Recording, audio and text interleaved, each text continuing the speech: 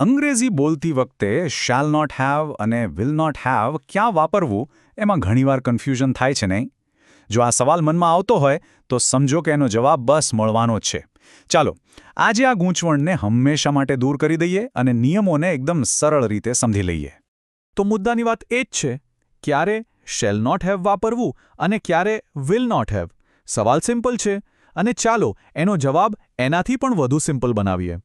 સારું, તો શરૂઆત કરીએ શેલ નોટ હેવથી. હા, કદાચ આ શબ્દપ્રયોગ થોડો જૂના જમાનાનો, આમ થોડો ફોર્મલ લાગે છે, પણ એનો સાચો ઉપયોગ શું છે એ જાણવું હજી પણ જરૂરી છે. આનું જે સ્ટ્રક્ચર છે એ એકદમ સીધું સાદું છે. જુઓ, પહેલાં આવે સબ્જેક્ટ, પછી શેલ નોટ અને છેલ્લે હેવ સાથે જે પણ ઓબ્જેક્ટ હોય તે. અને હા, એક વાત યાદ રાખવા જેવી છે કે બોલચાલની ભાષામાં શેલ નોટને ટૂંકમાં શાંટ પણ કહેવાય છે. તો હવે સૌથી અગત્યનો નિયમ, આ શેલ નોટ હેવનો ઉપયોગ ક્યાં થાય? બસ આટલું જ યાદ રાખવાનું છે કે એ ફક્ત અને ફક્ત આઈ અને વી સાથે જ વપરાય છે, બીજે ક્યાંય નહીં. મતલબ કે જ્યારે આપણે કહેવું હોય કે ભવિષ્યમાં મારી પાસે કે આપણી પાસે કંઈક નહીં હોય, ત્યારે જ આનો ઉપયોગ થાય છે.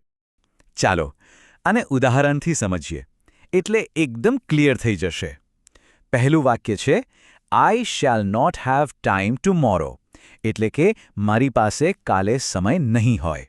અને બીજું we shall not have money for the trip, મતલબ આપણી પાસે પ્રવાસ માટે પૈસા નહીં હોય.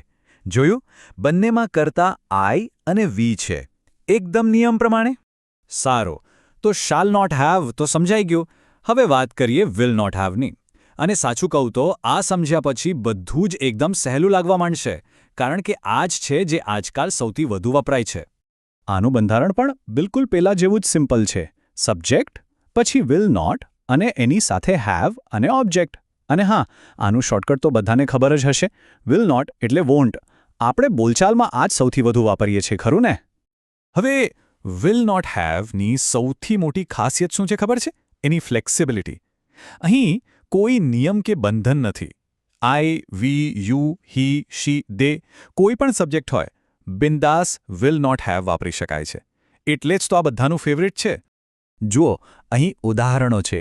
હી will not have a car next year અને they will not have any work tomorrow.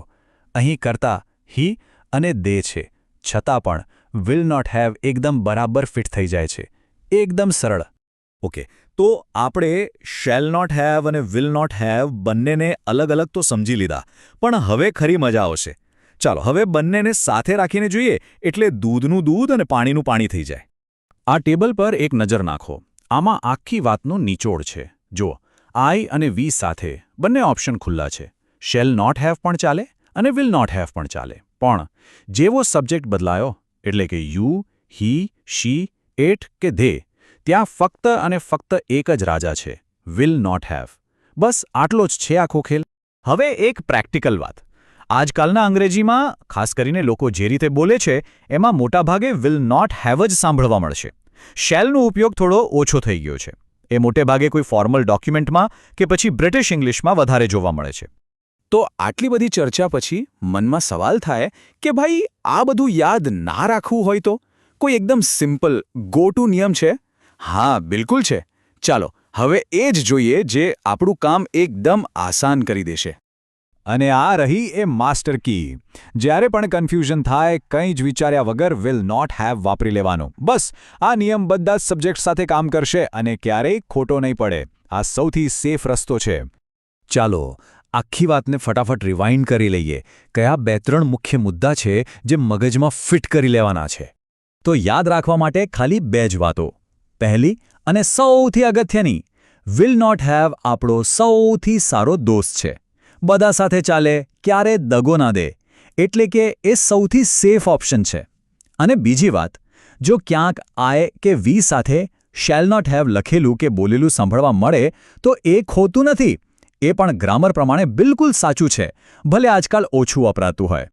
તો બસ હવે શેલ નોટ હેવ અને વિલ નોટ હેવ વચ્ચેનું ગૂંચવણ દૂર. હવે ભવિષ્યના નકારાત્મક વાક્યો બનાવતી વખતે કોઈ અટકશે નહીં. પણ વાત અહીં પૂરી નથી થતી.